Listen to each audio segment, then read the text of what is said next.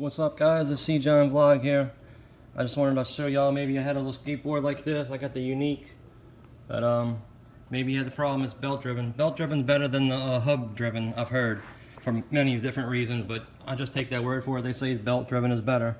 But the thing that happens is, when that thing goes out, there's not much warning. So if you get a lot of riding in, like you've been riding like you should, you probably want to change it before it goes out so it doesn't leave you stranded somewhere 5-7 miles away, however far you are. So this is the tools you're going to need. You really need a socket wrench or some kind of wrench for that, but I just use the pliers. Need a new belt.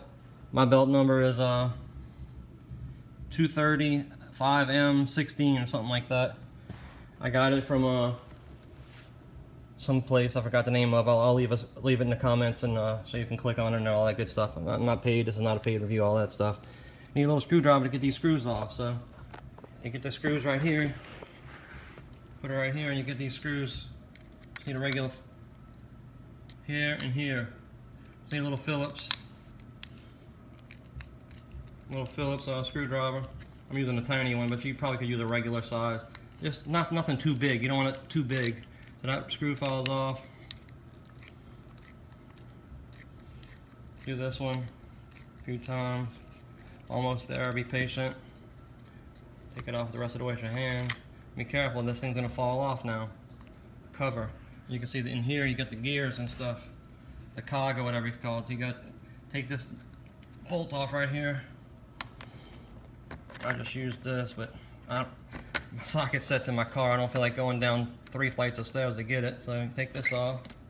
Be careful when you take this off now, because inside of there they got some thing that can move around. Make sure that make sure it's lined up so you can see the sky. You know what I'm saying? Where is it? Yeah, make sure you can see straight through. Because it won't go back on. You take the old belt off. This is what happened to mine.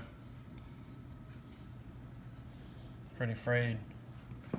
I got many miles of use out of this one, guys, so don't say it's a piece of crap. I mean, of course, it's not a boosted board. It's not the best board, obviously, for $600. What do you expect? But it is, they have some steel wires in here.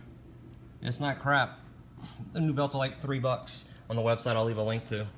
So you just put this belt on here, you know, make sure the lines up and all that stuff, and put this back on like this. Make sure it lines up.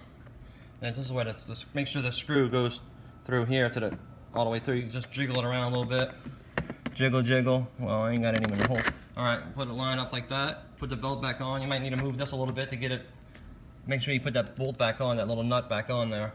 Line it back up, square it up. I'm gonna do it. I realize it's easier if you put the belt over the big part first.